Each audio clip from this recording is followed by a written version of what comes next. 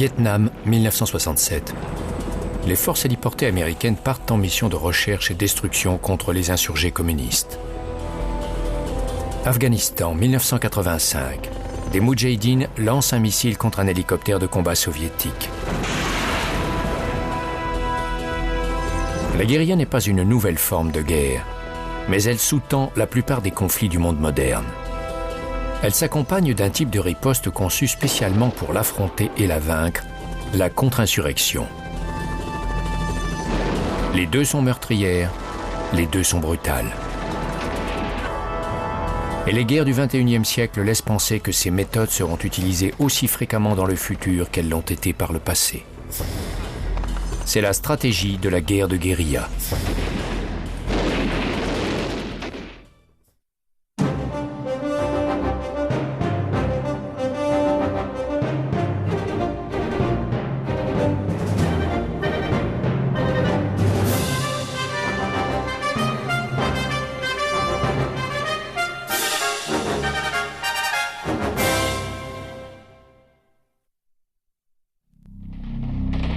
Vietnam, 1962-1975.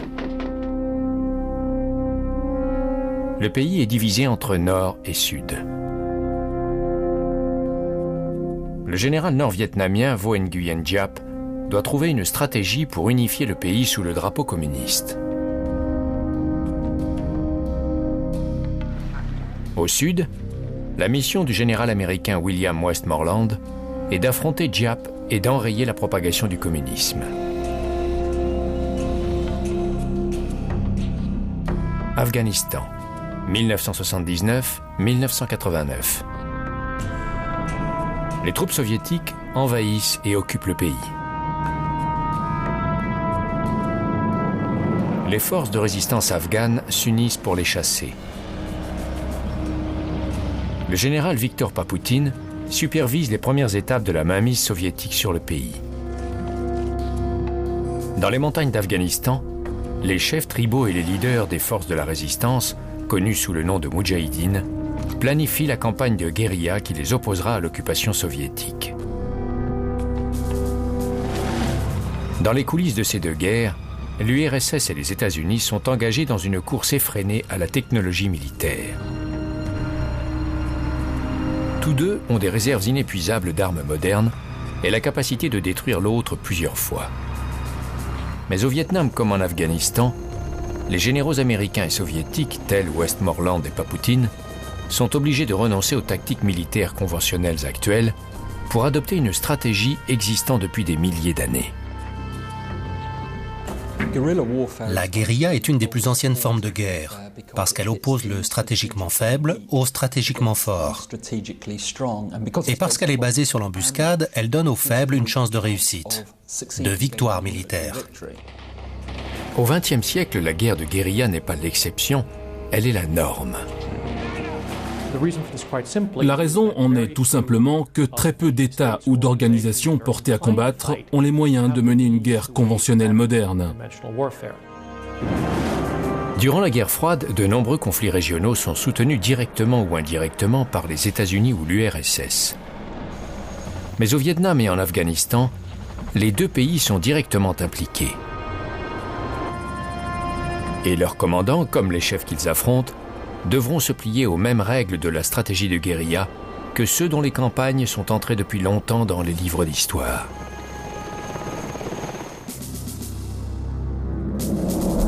L'objectif. Les chefs qui lancent une guerre de guérilla et ceux qui le combattent doivent avoir des objectifs politiques et militaires clairs et précis. Le soutien de la population. Les deux états-majors doivent chercher à gagner le soutien de la population dans les zones de combat.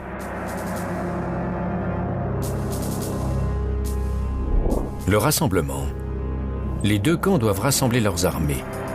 Dans le cas des insurgés, cela comprend une aile militaire et une aile politico-civile. L'usure. Les deux camps doivent mettre à exécution ce que les théoriciens militaires appellent la phase d'usure de la campagne. Essayer d'épuiser l'adversaire. La transition.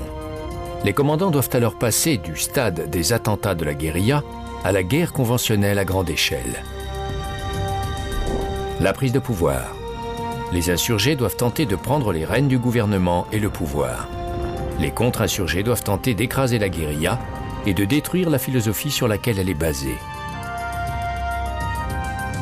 Dans la seconde moitié du XXe siècle, alors que la configuration politique du monde change, cette règle, mainmise sur le pouvoir et destruction de la philosophie de la guérilla, est particulièrement importante.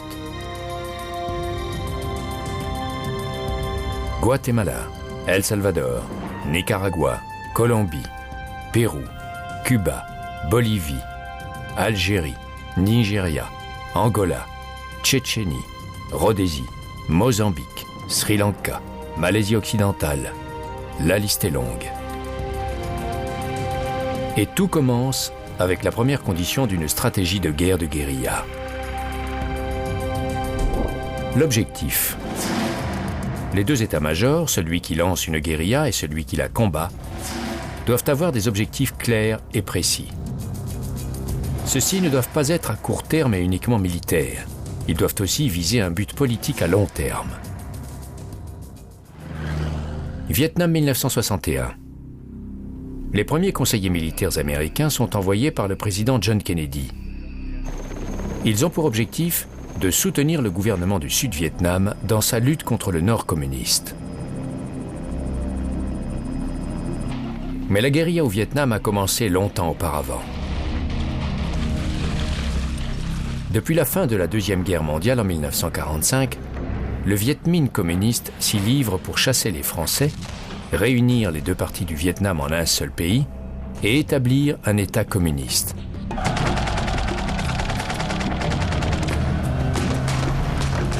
Et son plan d'action est une stratégie éprouvée. En 1954, le Viet Minh, dirigé par le général Vo Nguyen Giap, a écrasé les Français au siège de Dien Bien Phu. À la conférence de paix de Genève, qui se tient au même moment, l'Indochine est divisée. À l'ouest, le Laos et le Cambodge deviennent des royaumes individuels.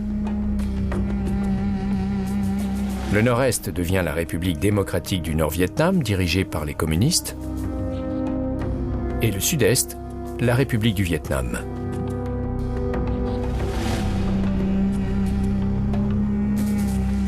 Les Nord-Vietnamiens lancent presque immédiatement leurs premières incursions au sud.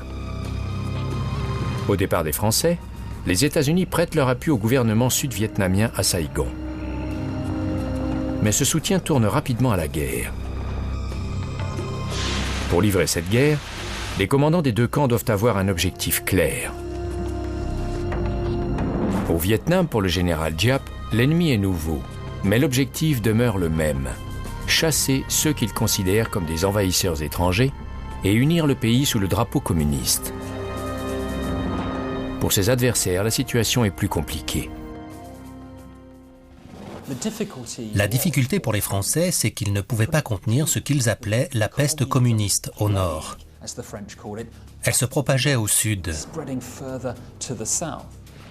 Les Américains ne tenaient pas à ce que ça se produise. Ils se sont donc impliqués de plus en plus et au début des années 60, ils étaient complètement engagés. Voici un film américain de formation militaire sur la contre-insurrection datant du début des années 60. Même au tout premier stade de ce qui mènera à la guerre du Vietnam, les commandants américains savent quel genre de conflit les attend.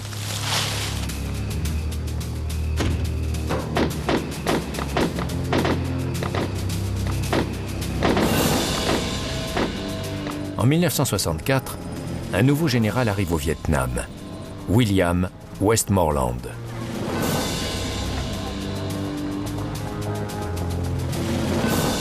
Son objectif est clair, écraser l'insurrection. Il doit maintenant mettre en place les outils qui lui permettront d'exécuter les phases suivantes de la stratégie américaine. La partie va donc se jouer ainsi. Le général Westmoreland doit localiser les insurgés. Il pourra alors les écraser en utilisant sa puissance de feu largement supérieure. Face à lui, le général nord-vietnamien Giap a aussi un objectif clair: utiliser toutes les forces à sa disposition pour chasser les Américains. Au Vietnam, Giap et ses maîtres politiques, comme Westmoreland et ses maîtres politiques, ont donc tous deux des objectifs militaires immédiats bien précis. Au niveau politique, Hanoï a un but à long terme: unifier le pays. La finalité des visées de Washington au Vietnam est moins évidente. Dans la guerre soviétique en Afghanistan, les deux côtés ont également des objectifs militaires précis. Stratégiquement, l'Afghanistan a toujours été important. C'est un des carrefours du monde. En 1979, les Soviétiques, préoccupés par la politique intérieure afghane, envoient des conseillers pour soutenir les forces gouvernementales. À la fin de l'année, cet appui se transforme en présence militaire généralisée. L'objectif de l'URSS est clair. Les Soviétiques souhaitaient vivement s'imposer dans la région, relier leur pays au Moyen-Orient, avoir une ouverture sur le Moyen-Orient et sans doute également contrôler une partie de la production pétrolière. Par conséquent, il s'agissait pour eux de l'expansion de l'Empire soviétique. Mais dans les montagnes d'Afghanistan, la présence soviétique a induit immédiatement un objectif évident pour les chefs tribaux et les seigneurs de la guerre qui s'y opposent: résister à l'envahisseur, le chasser du pays. Dans les deux conflits, les commandants ont donc des objectifs militaires précis.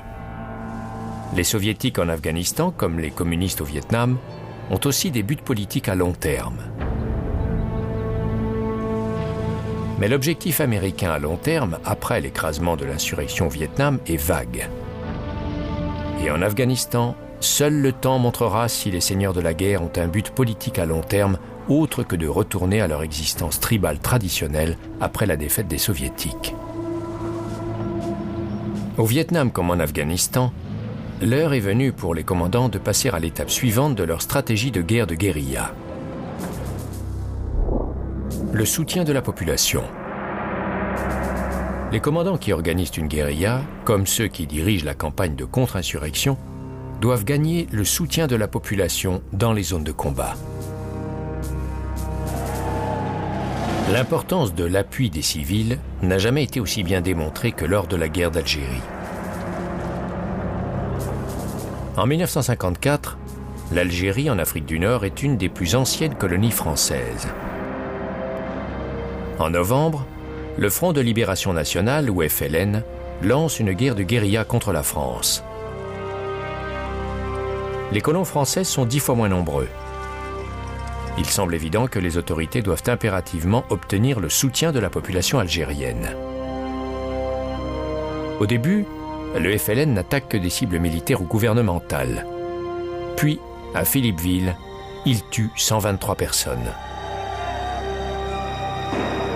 Les Français réagissent durement. Selon eux, plus de 1200 insurgés sont tués. Selon le FLN, il s'agit en fait de 12 000 musulmans. Des manifestations enflamment le pays. Par cette seule action, les autorités françaises ont uni la population contre elles. Une guérilla à grande échelle est lancée, à la fois dans les villes et dans les campagnes. Au Vietnam, au début des années 60, alors que les États-Unis s'engagent de plus en plus, les commandants comme Westmoreland ont un problème.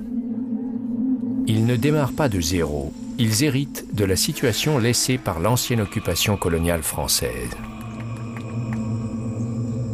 Cela fait des années que les communistes œuvrent à conquérir le cœur et l'esprit du peuple sud-vietnamien. Ils font appel au patriotisme des petites gens en décrivant les États-Unis comme un intrus de plus soutenant un régime fantoche. De surcroît, pour des gens qui n'avaient rien comme les Vietnamiens, le communisme était très séduisant. Pour vaincre ce puissant attrait, le gouvernement sud-vietnamien et ses conseillers américains ont une priorité absolue: sécuriser le pays contre les infiltrations communistes afin de prouver que la démocratie apportera la stabilité et la prospérité. Et les communistes leur offrent une occasion formidable. Les communistes vietnamiens étaient très brutaux, et quand ils prenaient le pouvoir quelque part, le règne de la terreur ne tardait pas à s'en suivre. Ils contrôlaient quand même de nombreux villages à cause de l'incapacité des Américains et des Sud-Vietnamiens à assurer la sécurité. Si ce préalable capital à l'obtention de l'appui populaire n'est pas créé, c'est essentiellement parce que le général Westmoreland ne considère pas la séduction comme très importante. Il disait « Empoignez les insurgés par les couilles, leur cœur suivra ». Au Vietnam, Westmoreland voit l'action militaire plutôt que la séduction de la population comme la règle de base de sa stratégie de guerre de guérilla.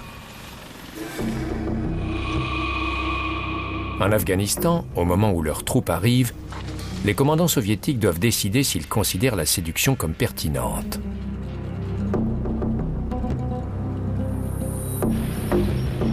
Alors que leurs chars pénètrent dans le pays et que leurs avions de transport se posent sur l'aéroport de Bagram, les problèmes qu'affrontent les soviétiques pour gagner le cœur de la population civile sont encore plus graves que ceux de Westmoreland au Vietnam.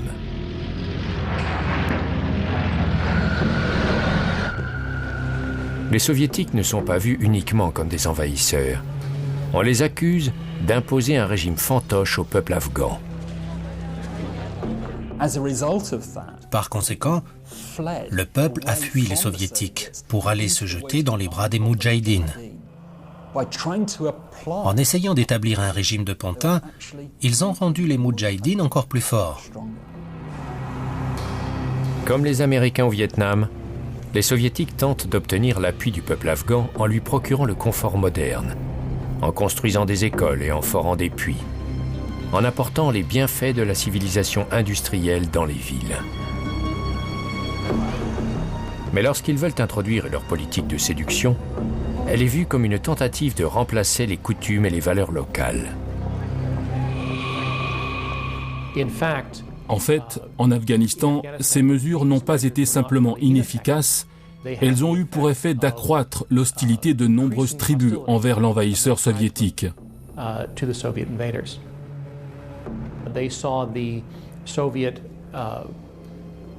Elles voyaient cette tentative de l'URSS de leur apporter la modernité comme une atteinte à leur mode de vie traditionnel. Les insurgés, pour leur part, n'ont pas grand-chose à faire pour gagner le cœur de la population afghane, en particulier celle des montagnes rudes et inhospitalières où vont se livrer les combats. La loyauté de ces populations envers les combattants était basée sur l'identité tribale, sur les liens familiaux, sur des allégeances traditionnelles remontant souvent à plusieurs siècles.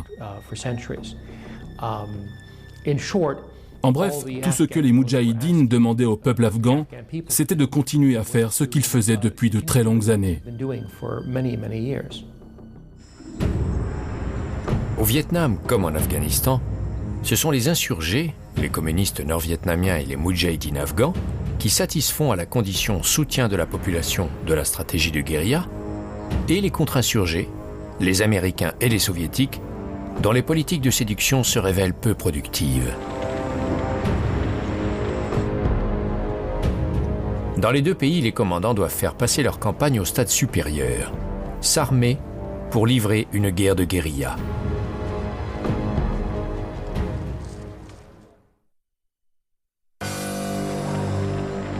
Vietnam, début des années 60.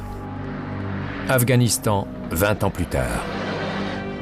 Le moment est venu d'aborder la règle suivante de la stratégie de guérilla.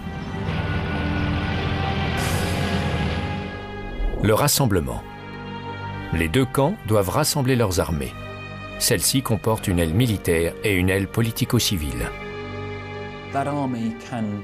Cette armée peut être constituée de soldats qui s'attaquent aux forces de contre-insurrection. Ou bien ça peut être des troupes de convertis qui prêchent la bonne parole politique dans les villes et les villages.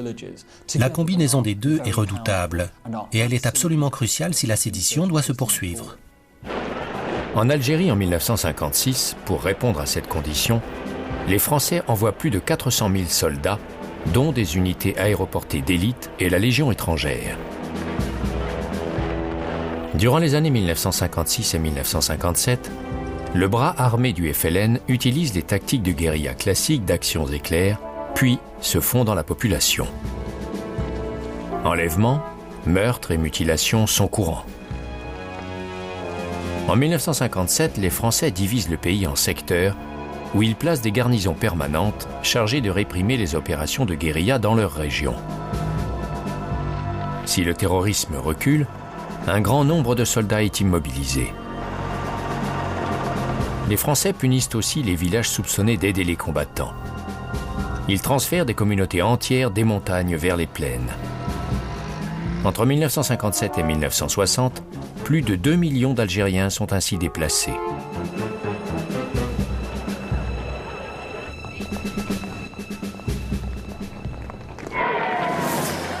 Au Vietnam, alors que le général Giap lance les premiers raids contre les Américains, il dispose déjà de 2 forces armées. Il a une armée régulière, l'armée nord-vietnamienne qui l'infiltre au sud. Il a aussi une armée d'insurrection, le Viet Cong, formée d'appelés insoumis du Sud-Vietnam.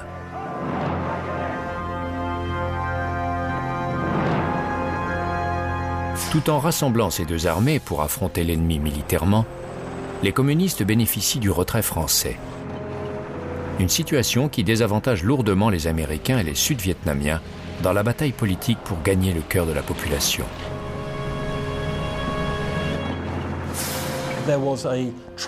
Il y a eu une période de transition entre le retrait français et l'engagement massif des Américains au début des années 60. Ce vide a été rempli par une infiltration communiste croissante dans tout le pays. Et au moment où les Américains arrivent en force, ils se battent contre des dizaines de milliers de nouveaux adeptes du communisme, ce à quoi ils ne peuvent pas faire face. L'avantage militaire dont jouit le général Giap est consolidé par les activités politiques des communistes. Ils avaient forgé une armée de philosophes, des gens qui allaient faire de la propagande dans les villes et les villages. Ensemble, ils offraient un pacte terriblement séduisant aux populations locales. Et c'est pourquoi les insurgés ont si bien réussi la phase de rassemblement des armées. Adversaire du général Giap, l'américain Westmoreland dispose aussi de 2 armées, l'américaine et la sud-vietnamienne. À partir de 1966, l'état-major de Westmoreland utilise ces 2 corps pour mener une stratégie sur 2 fronts. Les Américains constitueront un bouclier derrière lequel les forces sud-vietnamiennes pourront se concentrer sur la sécurité des régions peuplées et tenter de gagner leur appui. Ce mélange de forces, l'utilisation de la puissance de feu écrasante des États-Unis et de persuasion apporter la sécurité à la population rurale, devrait permettre de briser l'emprise des communistes et gagner au gouvernement sud-vietnamien la confiance de la population. En Afghanistan, durant les premiers jours de combat, les généraux soviétiques et les chefs moudjahidines rassemblent aussi leurs troupes.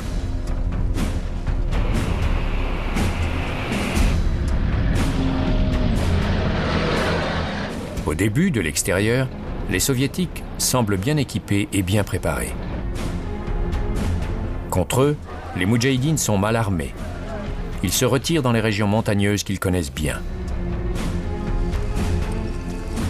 Au Vietnam, Westmoreland et Giap ont donc satisfait tous 2 aux critères rassemblement de la stratégie de guérilla.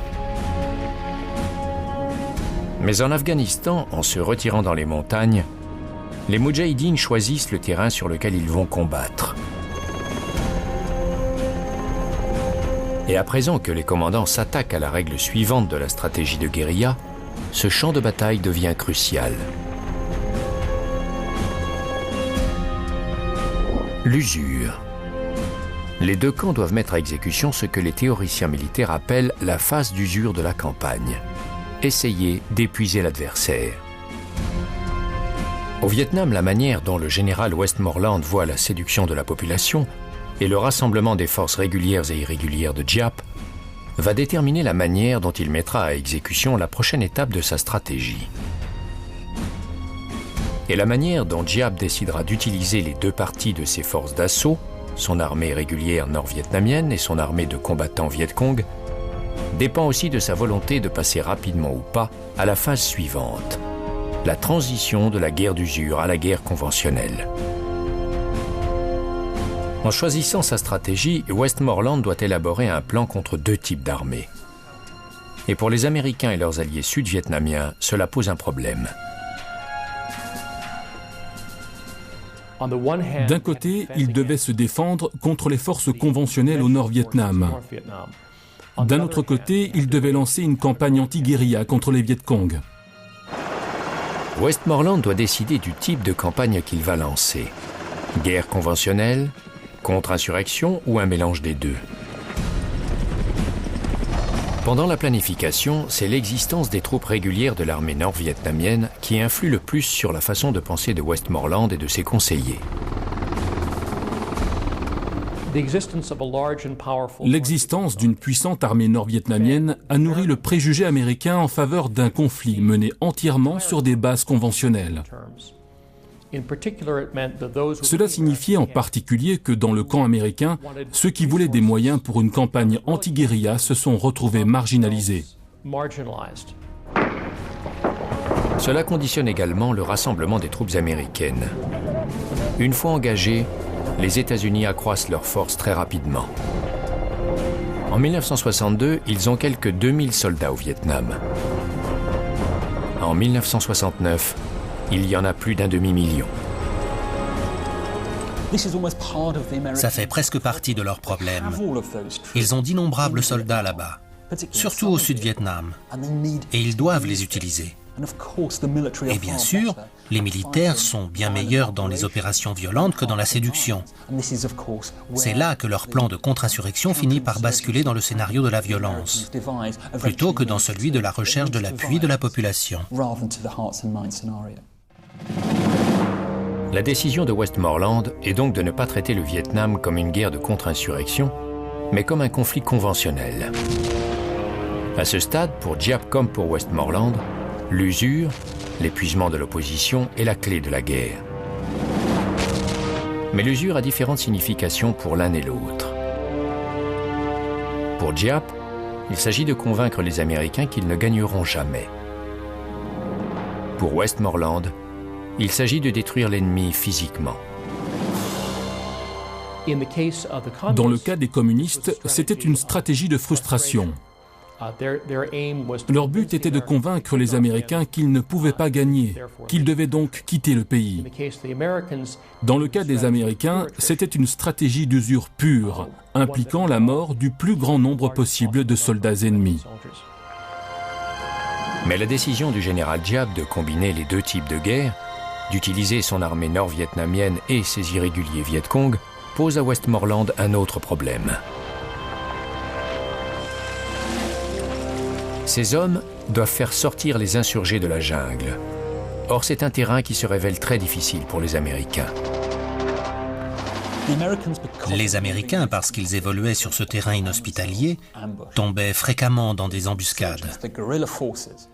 Les forces de la guérilla avaient l'initiative et ils se faisaient souvent massacrer dans la jungle, alors qu'ils essayaient simplement de trouver l'ennemi. Jusqu'en 1965, la stratégie de Giap semble fonctionner. Mais cette année-là, il commet une de ses plus grosses erreurs.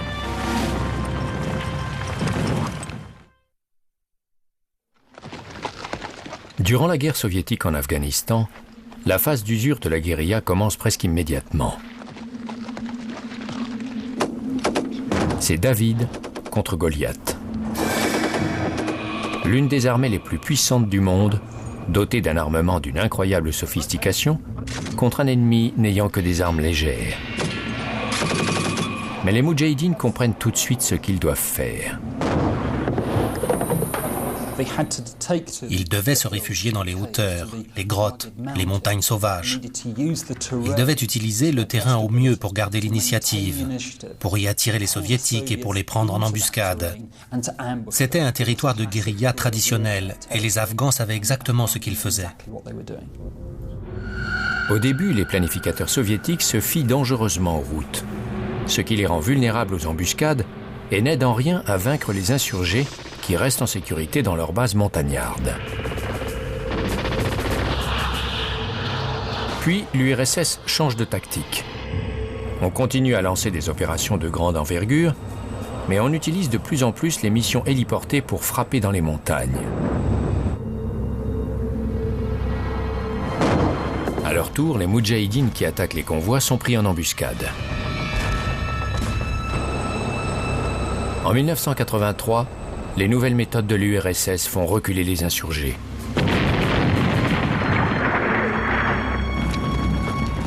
Bien que la grande majorité des combats en Afghanistan soient toujours menés par une armée d'appelés relativement mal entraînée et peu motivée, les troupes de choc de cette nouvelle tactique apparemment gagnante sont les unités Spetsnaz des forces spéciales.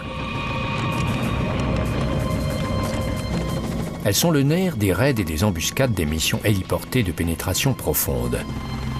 Celles-ci sont menées par des soldats spécialement entraînés qui se déguisent en moudjahidines pour opérer derrière les lignes pendant de longues périodes, afin de collecter des informations et de localiser les bastions de la guérilla en vue de frappes aériennes. Les moudjahidines se retrouvent paralysés, incapables d'opérer ouvertement.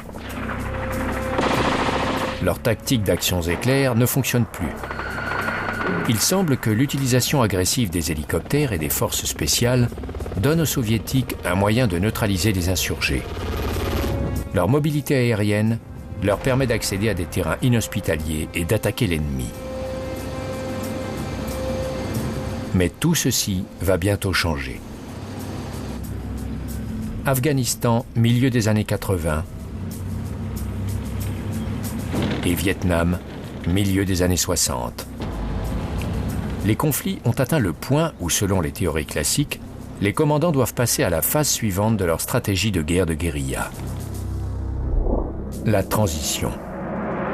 Passer des tactiques d'actions éclairs de la guérilla à une guerre conventionnelle à grande échelle.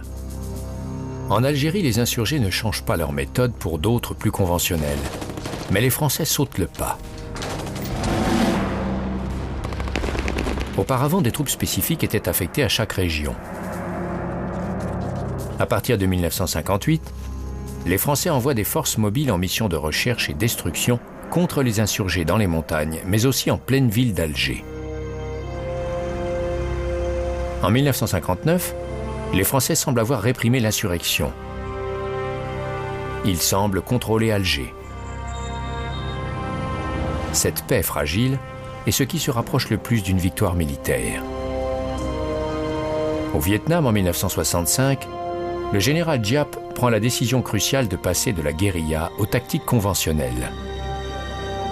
Il veut affronter les armées américaines et sud-vietnamiennes en combat classique et tenter de renverser rapidement le gouvernement sud-vietnamien. Cela fait de ces soldats des cibles plus faciles pour l'énorme puissance de feu américaine.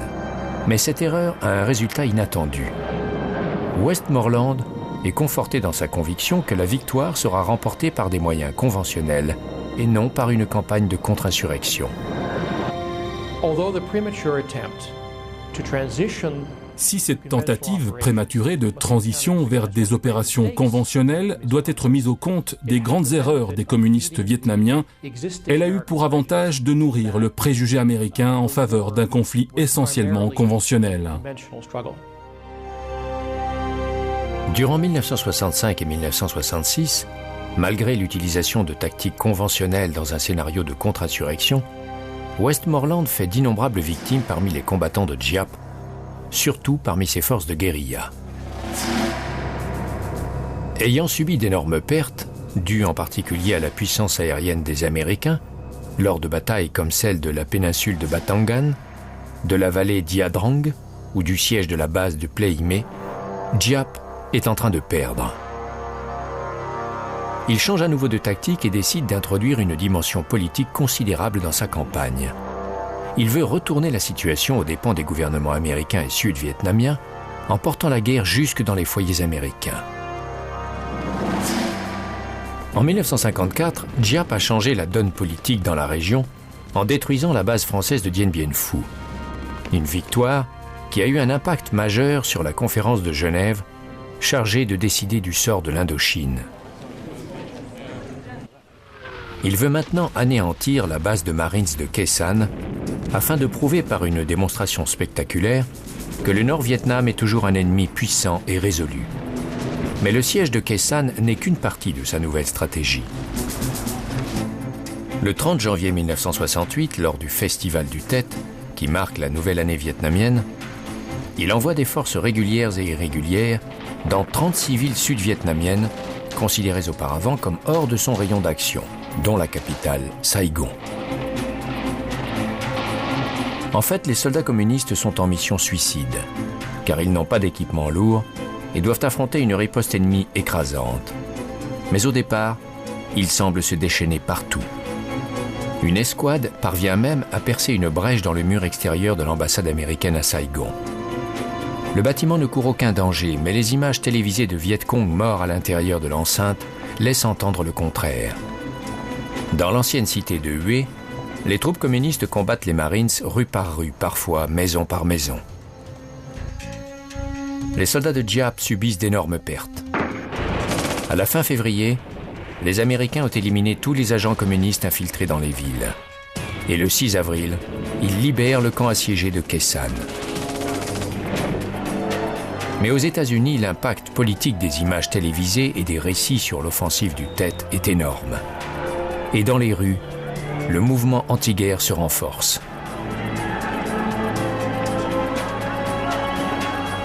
Le général Giap a perdu la bataille militaire, mais il est en passe de gagner le combat politique à long terme. En Afghanistan, au milieu des années 80, l'équilibre de la guerre change également. Plus l'URSS s'engage, plus l'intérêt du reste du monde, et particulièrement des États-Unis, s'éveille. Jusqu'à présent, les Moudjahidines perdent leur guérilla contre les Soviétiques. Mais la situation va basculer radicalement.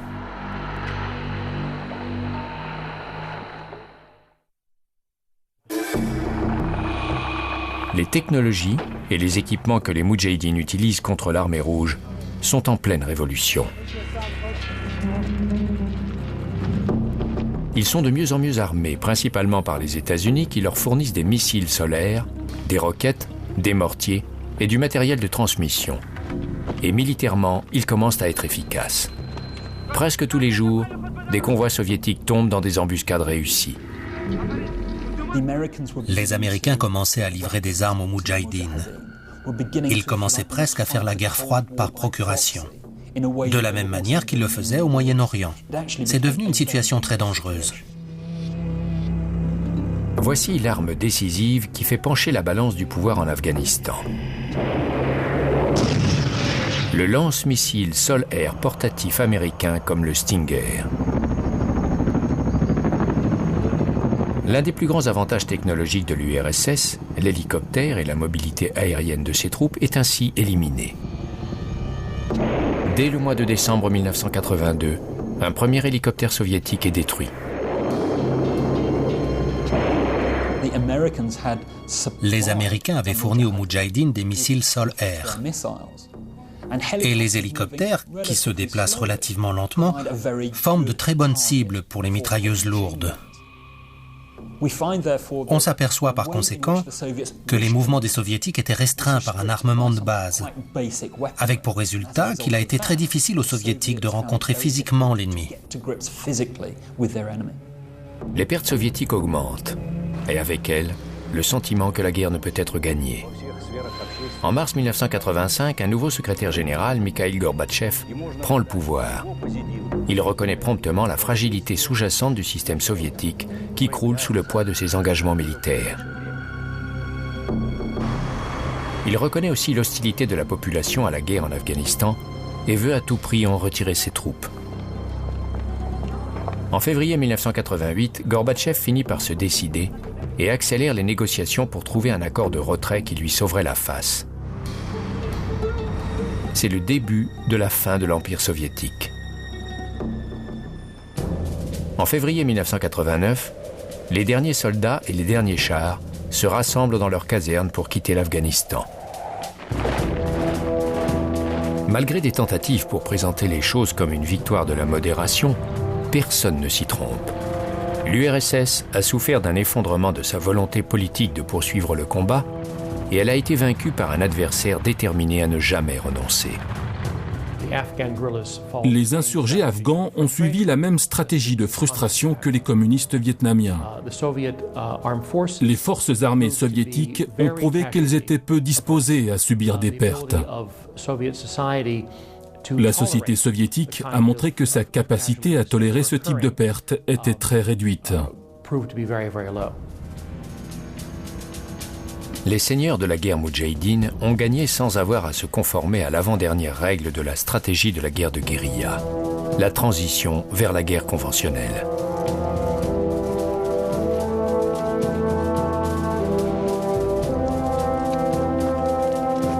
Au Vietnam, bien qu'il n'ait perdu aucune bataille, et qu'en termes militaires conventionnels il soit toujours en train de gagner, les Américains prennent également la décision de se retirer et de passer le relais aux Sud-Vietnamiens. Une fois encore, la raison en est davantage politique que militaire. Dans les couloirs du pouvoir à Washington, l'humeur est en train de changer. L'Amérique est préoccupée par son économie. La crise du pétrole menace. La guerre froide est toujours d'actualité. Mais par-dessus tout, dans les rues, le mouvement de contestation anti-belliciste prend de l'ampleur. Les États-Unis et son peuple veulent quitter le Vietnam. En juin 1972, les premières troupes terrestres rentrent. La plupart seront partis dans les 2 ans. Puis, en mars 1972, les communistes lancent leur première offensive nationale depuis celle du Tet en 1968.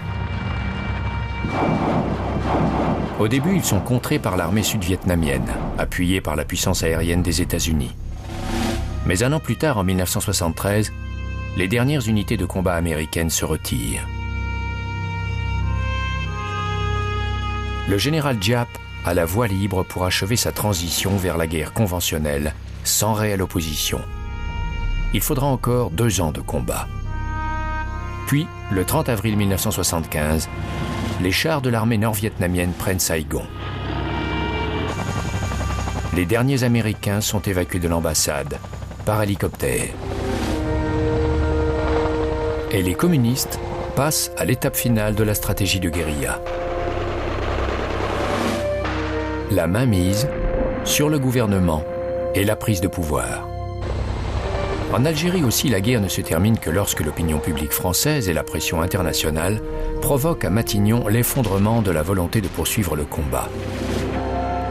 Comme en Afghanistan, le FLN n'est jamais passé au stade conventionnel du conflit.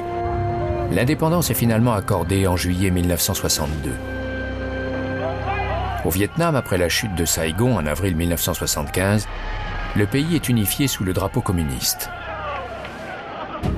En Afghanistan, 14 ans plus tard, les seigneurs de la guerre remportent la victoire sans passer par la phase de transition de la guérilla vers la guerre conventionnelle.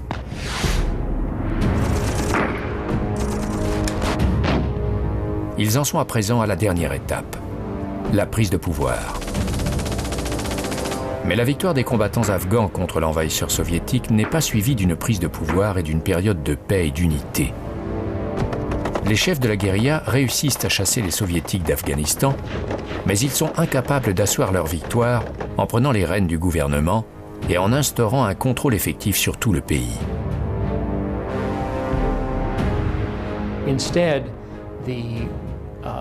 À la place, l'évacuation de l'armée soviétique a été suivie par une nouvelle guerre civile dans laquelle différents groupes, y compris des groupes qui avaient été alliés dans la guérilla, se battaient les uns contre les autres pour s'assurer tel ou tel contrôle ou suprématie.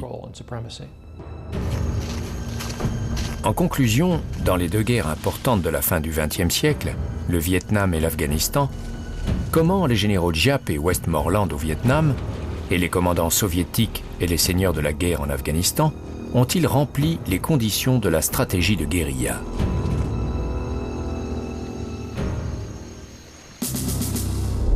L'objectif. Au Vietnam, le général Giap a un objectif clair, unifier le pays sous le drapeau communiste. Westmoreland a aussi un objectif militaire précis, enrayer la propagation du communisme, mais pas de stratégie politique à long terme. En Afghanistan, les commandants soviétiques ont un objectif clair, étendre et cimenter la mainmise de Moscou. Quant aux chefs moudjahidines, leur objectif est évident, chasser l'envahisseur.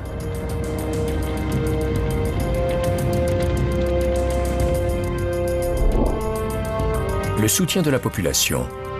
Au Vietnam, Giap bâtit un système conçu pour lui gagner le cœur du peuple sud-vietnamien. Westmoreland prend quelques mesures limitées dans ce sens, mais à la séduction, il préfère les méthodes militaires conventionnelles. En Afghanistan, les soviétiques font aussi quelques tentatives de séduction, mais elles échouent. Les chefs moudjahidines n'ont même pas besoin d'essayer, ils ont déjà l'appui de la population rurale.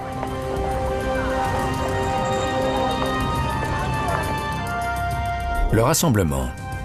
Au Vietnam, Giap dispose de l'armée régulière nord-vietnamienne et de ses insurgés Viet Cong du Sud-Vietnam. Westmoreland a les forces américaines plus l'armée sud-vietnamienne.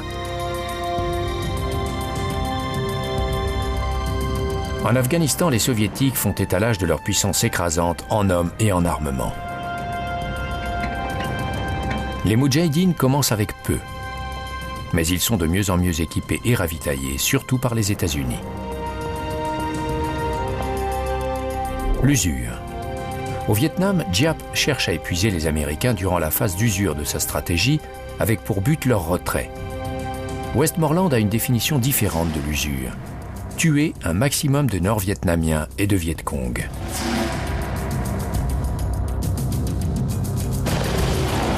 En Afghanistan, au début, les Soviétiques semblent gagner sur ce point, en partie parce que leurs hélicoptères leur donnent plus de mobilité et de pénétration. Toutefois, dès que les moudjahidines disposent de nouvelles armes, en particulier du lance-missile portatif Stinger, fabriqué et fourni par les États-Unis, ils reprennent l'avantage.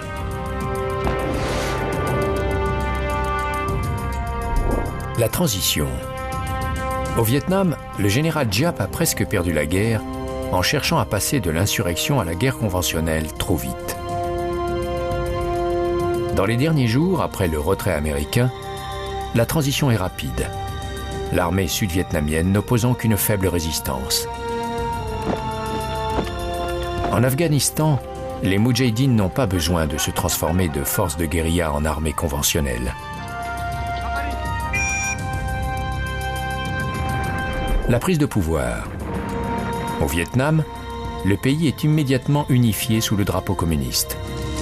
En Afghanistan, plutôt que de rechercher l'union ou la révolution, les chefs victorieux retournent à leur ancien système de rivalité et de conflits tribaux, ce qui ouvre la voie aux talibans et à Al-Qaïda et Oussama Ben Laden.